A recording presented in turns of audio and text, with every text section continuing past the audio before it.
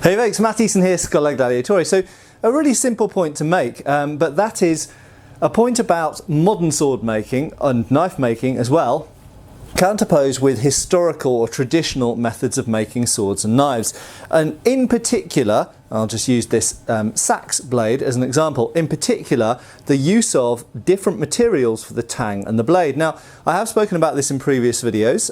This isn't going to be hugely in depth here, but really just to say that when I'm watching programs like Forged in Fire, or indeed talking to knife makers or modern sword makers, one of the things that I notice is a challenge for modern sword makers is they're making a blade which they want to be hard and springy, but they have a tang which doesn't necessarily need to share the same properties as the blade. Now, historically, for those of you who don't know, and I remember I have made this point before in a different video, in a different sort of framing it in a different way, it's a different kind of context.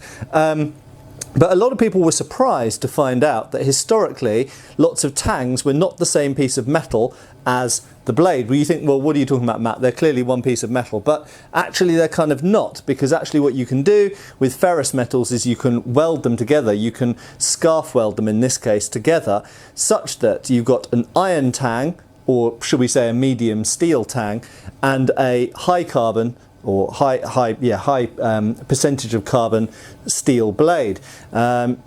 If you start to get into other alloys such as stainless and things like this, it starts to get more complicated and you can't necessarily marry those two things up, although it is possible, and that is how many modern knife makers create a sort of so-called Damascus or pattern welded pattern by mixing a high nickel steel, for example, in with a simple carbon steel, and when you etch them they have a different reaction to the chemical. One oxidizes much more quickly, in fact the other one doesn't really oxidize, and that's how you end up with this very stark pattern welded pattern.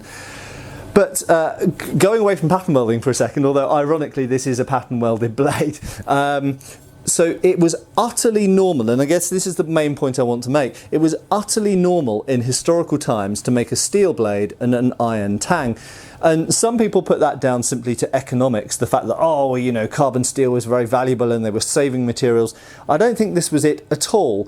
And, you know, they were still doing it in industrial periods in the 19th century when they could have quite easily and perhaps even more cost effectively, and in fact they did eventually, later on at the end of the 19th century, make blades out of one piece of steel. But before that period, it was still tradition, even with, you know, Sheffield-made knives, cutlery knives, chef's knives, and cavalry swords as well, to make the tang of a separate metal to the blade. And the reason that I thought to talk about this was specifically because I've got this 1796 light cavalry saber, which is currently sitting in my stockpile for the Eastern Antique Arms website, and it's going to be processed and uploaded there in due course. And it is made by the maker Hadley. It's a nice Napoleonic era, the famous 1796 light cavalry saber. A very nice example, doesn't have a scabbard unfortunately, but it's very tidy conditions, relatively tight hilt, very nice blade, clean blade and everything else, bearing in mind that this is over 200 years old, about 200 and, well, let's say just over 200 years old. So a very nice sword. But if we look down here, now I don't know how well this is going to show up on camera, but if I focus on the blade here, you might be able to catch it in the light. So can you see here there is a borderline that looks almost like a giant thumbprint. So the steel actually changes colour slightly from here to here. Now the reason for that is that is a whopping great scarf weld, just to make the camera focus back on me. That is a massive great scarf weld. So what is a scarf weld? Well, essentially in this case you've got your steel blade here, and the iron has gone like this. In some cases it can be the other way around. I'm actually not sure.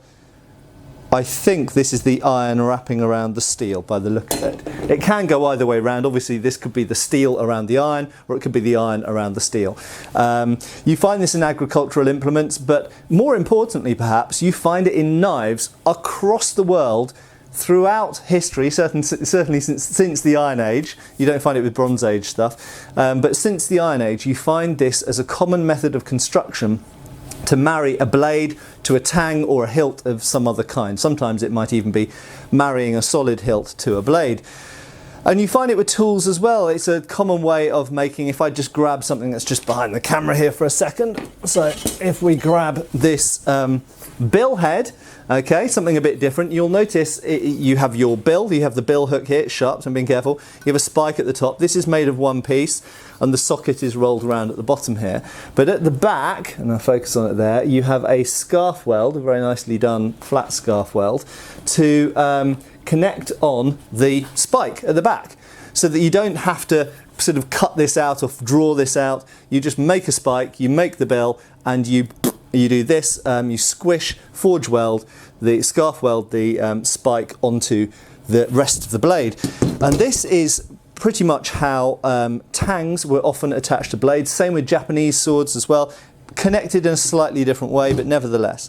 So the basic point is that historically speaking, lots of swords and knives from the Iron Age onwards, the tang is a separate piece of metal forge welded to the blade. Why might this be? Well, there are many reasons. One could be economic. One could be because you've then got a tang which is easier to work. It's softer. It doesn't work harden so quickly. So if you want to peen the tang, for example, rivet essentially the end of the tang, it's quite easy to work. Something that anybody who restores antique swords will find is these tangs work, stretch and rivet or peen far more easily than modern steel tangs do, carbon steel tangs on a modern replica sword. But of course, because in many cases, as well as being carbon steel, the carbon steel tang has also been hardened. And that brings me around to my final reason for why those iron tangs are often welded onto steel blades. It's because they're more shock absorbent, they're less likely to break. And one of the commonly observed phenomena of modern replica swords is that when they break, they often break in the tang. And funnily enough, not saying that this didn't happen historically, I'm certain that it did, but if you have an iron tang, iron is far more likely to bend, but it's far less likely to snap or break in that way, shatter.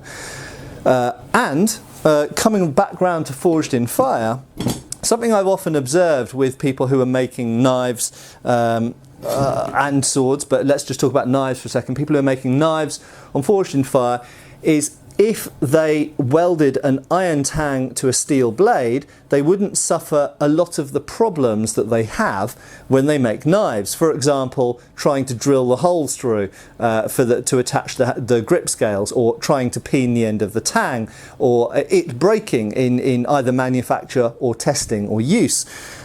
If you have a softer tang, it has all sorts of advantages for manufacturing and also for durability during use and repair and changing the hilt and all sorts of other things. And so I think that people need to consider that within a modern manufacturing, certainly if they're forging. Obviously, if you're doing it by stock removal out of a bar of steel, this doesn't work. But if you're manufacturing knives by forging, why not get good at forge welding, scarf welding, and attach an iron tang to a steel blade? Because I think it has a lot of virtues. And that's how these were traditionally made for centuries and centuries and centuries. So that, you know, if you're making a replica, if it is a true replica, for the medieval period, for example, or even, well, right the way through really until the end of the 18th century and into the 19th century, anything that's pre-1850, basically, you should really be looking at having an iron tang with a steel blade. Obviously, if you're making a modern knife and you've chosen for various reasons that you want to harden your tang and have your tang made of carbon steel, and that's absolutely fine. The other thing I would say as well, when I watch Forged in Fire and when I watch other knife makers, is even if you are making a steel tang, why not emulate perhaps some of the manufacturing ideas and ethos of the past? So even if you're not attaching an iron tang to a steel blade, maybe think about not quenching the tang. Now, I know a lot of people don't do this. A lot of people only quench the blade, and I think that's good. Why quench a tang? And I do see people quenching tangs, and I don't understand why anyone would quench a tang. Now, there is a very well-known manufacturer of modern swords that are used in HEMA, who for a time, and I won't mention their name because I don't know what they're currently doing, but for a time they were hardening their tangs, and as a result, that was the polite term, a lot of their blades were breaking in HEMA fencing and competition.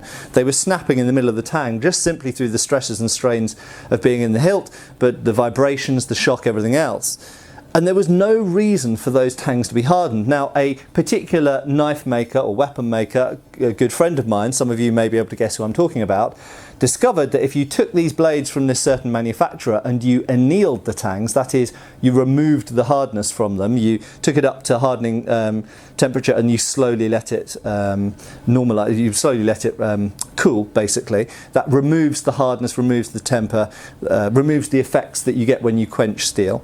So it made it soft, a bit like an iron Tang, despite the fact this was a steel, one-piece steel Tang and blade. When you softened the Tang of the blade, they no longer broke. They no longer had this problem. They became vastly more durable. And this makes perfect sense because there is no good reason to have a hard Tang. So there we go. Two things really, just to say that historically speaking, lots of swords and knives had an iron Tang welded to a steel blade, number one, and why not try and copy that if it's within your powers to do so.